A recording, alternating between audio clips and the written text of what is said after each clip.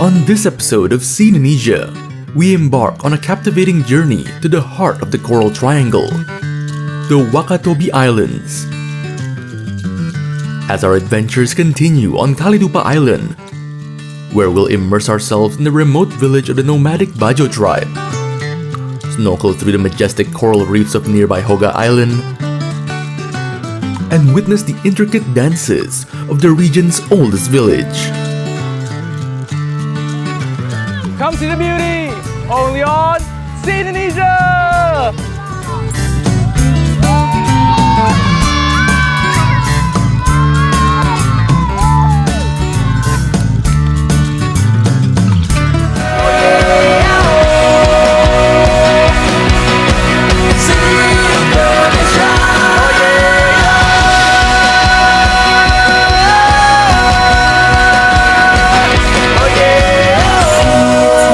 Beauty, only on See Indonesia!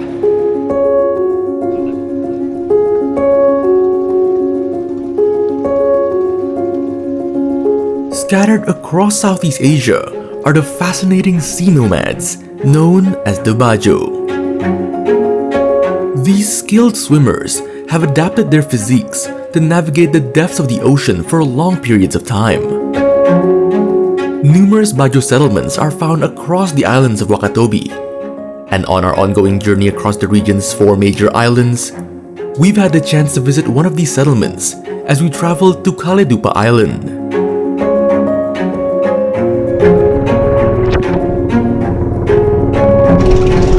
Alright, so as you can see, we are now on this very precarious looking boat heading to a traditional Bajo village.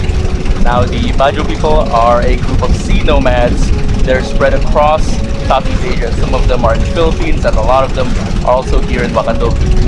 And most of them, they used to live on boats, hence the nomadic people moniker.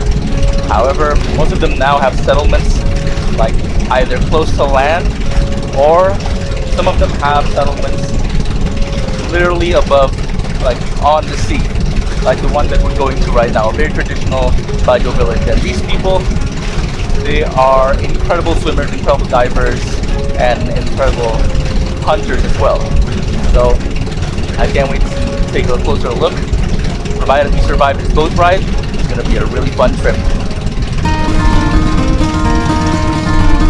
Despite the precariousness of our mode of transportation, taking a boat ride in Wakatobi is a thing of beauty all on its own. It's here you can really take in the region's natural, true blue beauty. From the majestic clouds to the crystal clear waters.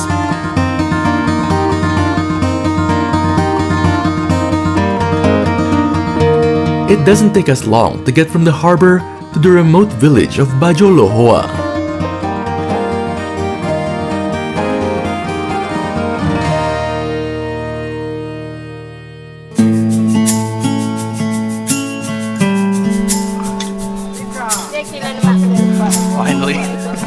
And as soon as you step ashore, you'll feel like you're entering a whole other world.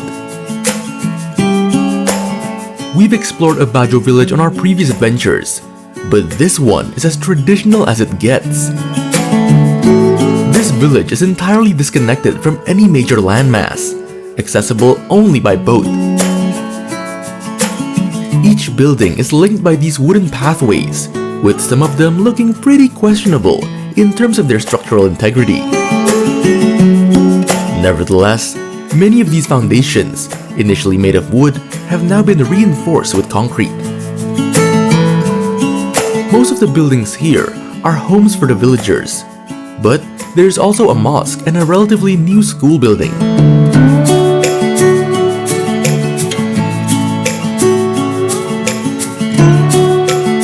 The Bajo tribe used to be nomadic, but nowadays, many have chosen to settle in villages like these. So, I wondered how exactly these settlements are formed, and how did the tribe live back in the days when they sailed the high seas?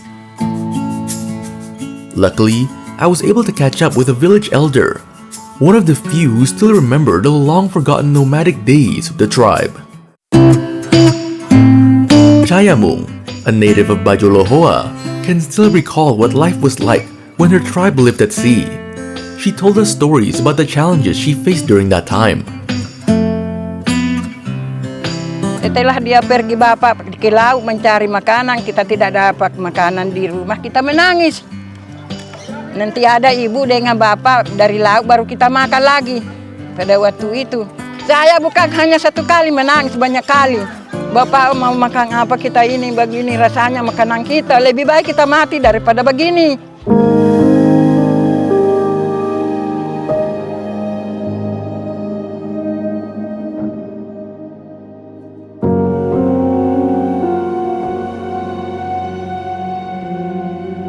Terus tinggal di desa lebih enak dibanding... Iya, nah, tinggal di Lohoa ini enak sedikit. Kita tidak lagi apa-apa. Sampai sekarang kita tidak pindah lagi. Nah, kita sudah menetak sampai sekarang. Udah nggak pindah-pindah ibu Tidak dari pindah-pindah lagi di Lohoa ini sudah. Berapa tahun, Bu? Sudah hampir 30 ini. Sedangkan umur saya 90 lebih. 90 lebih. Iya. What is now a pretty lively village all started from just one family, which continued to grow and grow. And from Chayamung's accounts, the villagers are a tight-knit bunch, and very rarely do any of them, even the young, choose to venture outside. Pertama satu nenekku, tapi dia banyak anaknya melahir lagi anaknya semua satu kampung sudah. Tidak ada ini orang lain, satu nenek saja di sini. Kalau Lohoa sini. Kemudian sekarang ada berapa keluarga, Bu? Sekarang? Tahu, sudah banyak. Baku lapis-lapis ini kita tidak ingat lagi.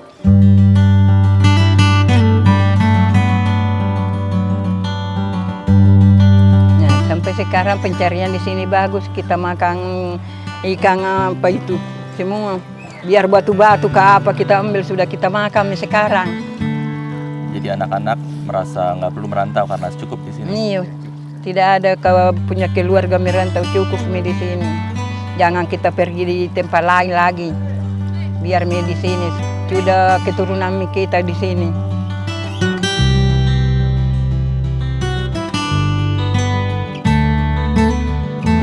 It's crazy to think that generations upon generations just live here, like from grandparents, their parents, to the little kids right here.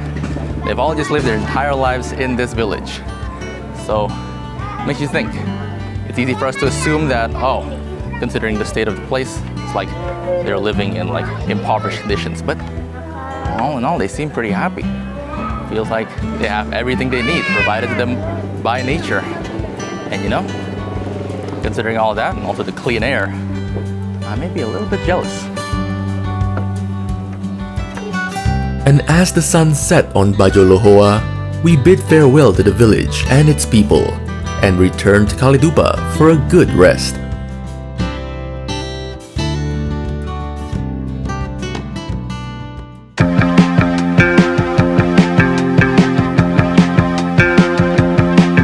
But tomorrow, we'll set sail once again to the nearby island of Hoga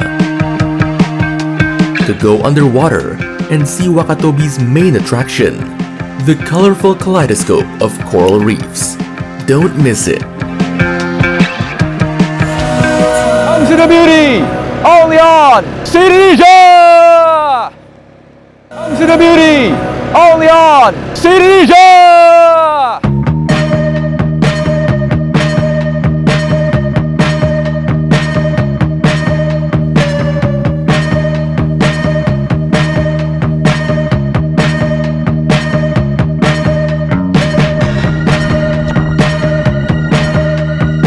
On the northeast coast of Kaledupa Island lies a hidden gem, the picturesque and relatively empty little island called Hoga.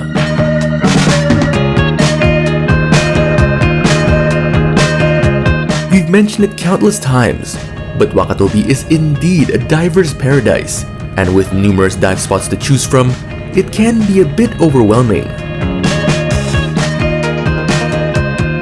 But snorkelers need some love too, and Hoga Island offers the best bang for your buck when you're looking for a quick snorkeling session.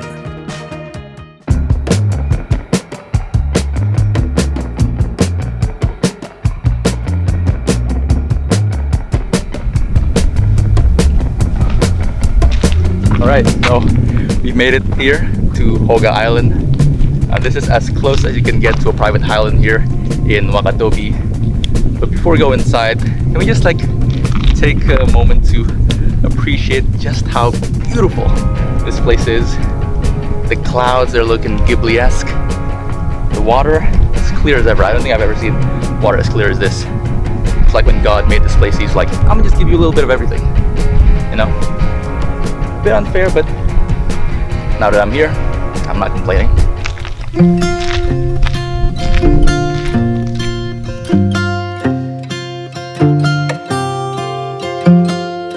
This small island was once a popular tourist destination, especially among foreign travelers.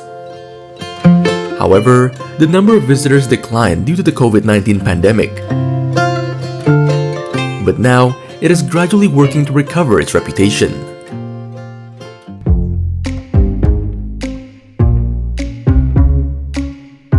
During my visit, it was a sweltering afternoon in Wakatobi. But as you head inland, you'll find a cozy spot near the dock, lined with palm trees. It's the perfect place to lay down and shield yourself from the scorching sun. Of course, we didn't come all the way to sit under the tree for the whole day. Oh no, we're here to swim.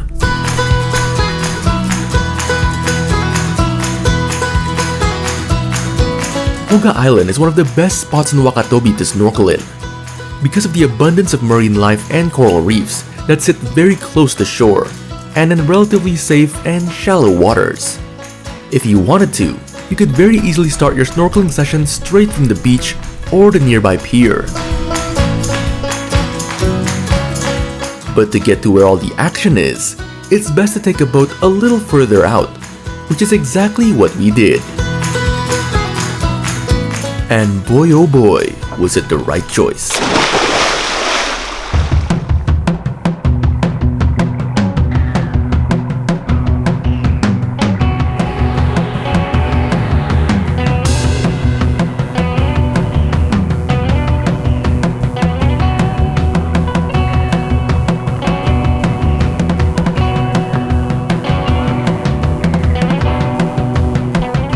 Even with high expectations going into this snorkeling session, I was still absolutely floored by just how breathtaking the underwater sights were.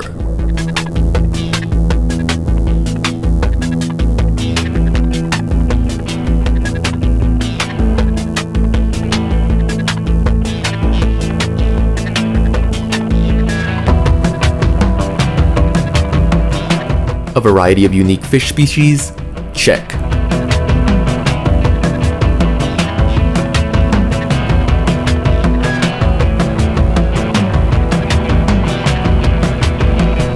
Corals in various shapes and colors? Check.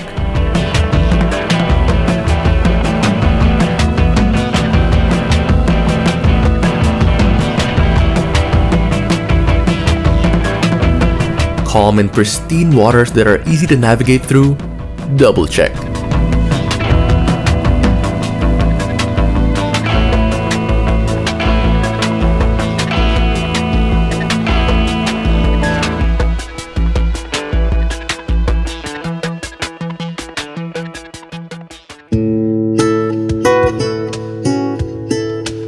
At this point, this has to be one of my favorite underwater experiences.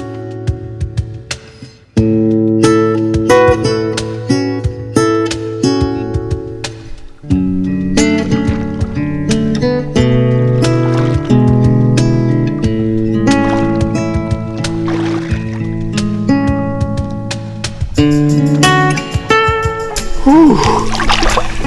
I ain't seen anything more beautiful than this. Except maybe my girlfriend. Shout out to her. But seriously though, they don't call this place the coral epicenter of the world for nothing. It's like marine life Grand Central Station down there. They've got every type of fish, every type of coral in every color. It's incredible. It's honestly breathtaking.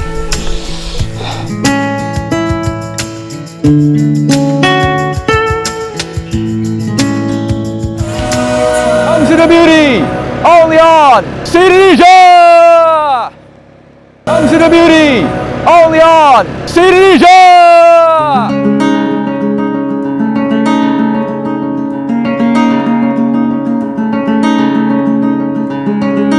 Wakatobi is defined by the sea.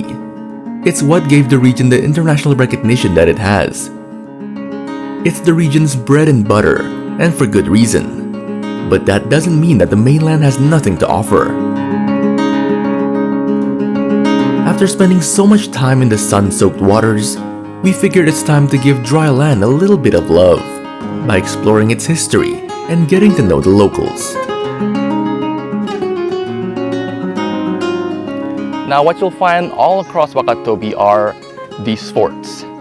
Now these forts are very easily identified by the giant gateways that surround the complex, which allows easy access to the villages across the island.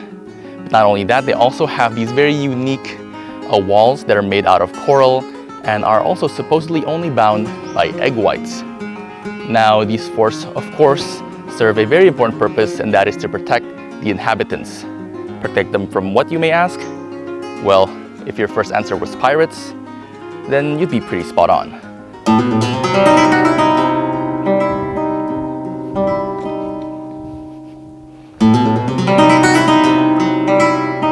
Forts like these are found throughout Wakatobi's 4 major islands, and they're almost always built on high ground, usually hills, which allows the villagers to see any incoming threats.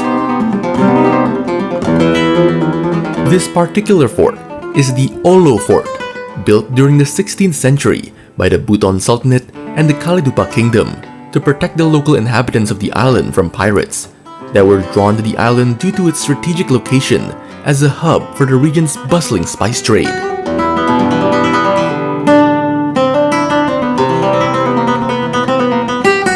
The inner sanctum of the fort is also where you'll find one of the oldest mosques in the region, the Bente Grand Mosque, which is believed to be where Islam first began to spread in Kaledupa Island.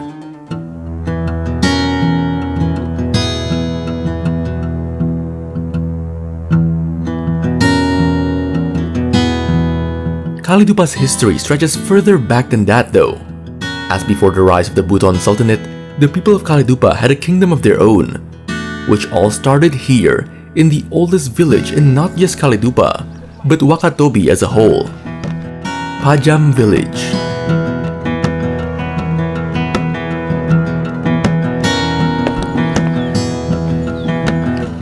So the original people of Kaledupa were hill people. They set up their settlements and their villages in hills such as these.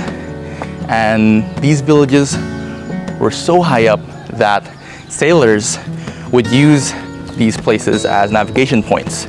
So when they're out at sea, they would look at the island, figure out where Pajam village was, and they'd know where north, south, east, and west are. And of course, having it built high up here serves a strategic advantage, which is to avoid the biggest threat of the time, which was pirates. But in addition to that, the added benefit is also you get to live next to a great view like this one.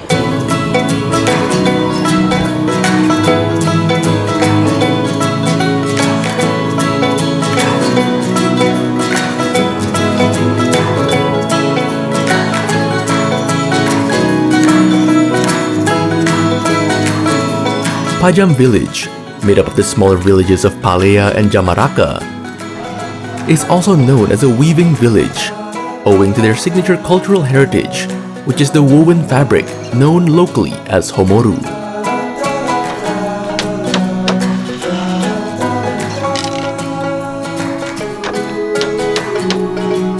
In this village, every weaver, all of whom are women, use the traditional method of weaving without the help of machinery.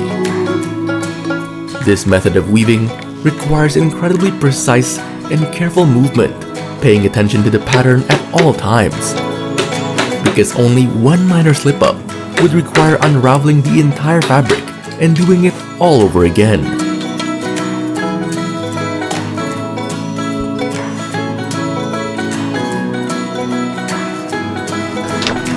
So the art of weaving can actually be found across the Wakatobi Islands.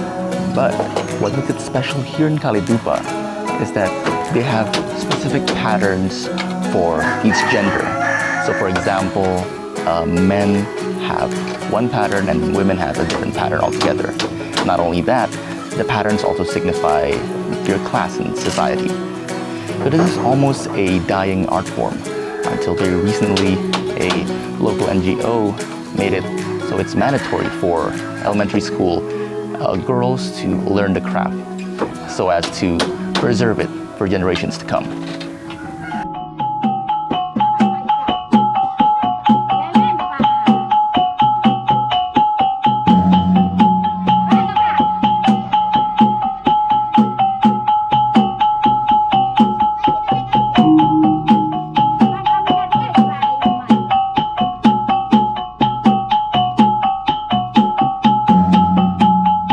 As the sun began to set, we were entertained by another unique cultural heritage of this island, namely the Lariyangi dance.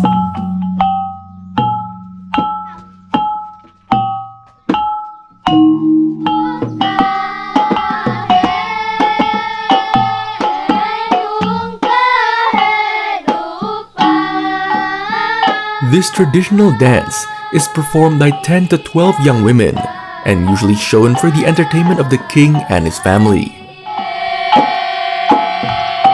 This dance is believed to have existed since the 14th century, during the reign of the first king of Kaledupa.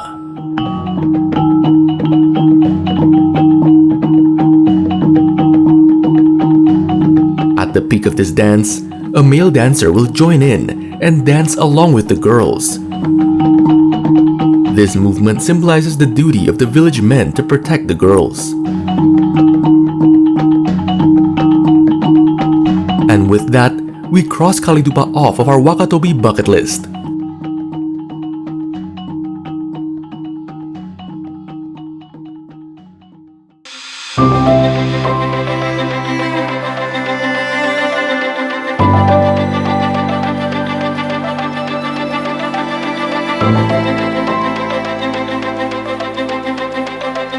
As one of the lesser known of the four major islands, you might have second thoughts of visiting Kaledupa. But rest assured, Kaledupa offers a wide variety of unique experiences you won't find anywhere else. From the unique lives of the people of Bajo Lohoa,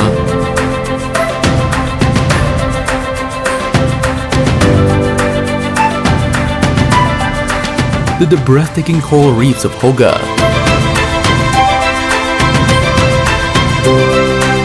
to the rich cultural heritage of Pajam village, Kaledupa shows that the region's most beautiful treasures are found deep beneath the surface.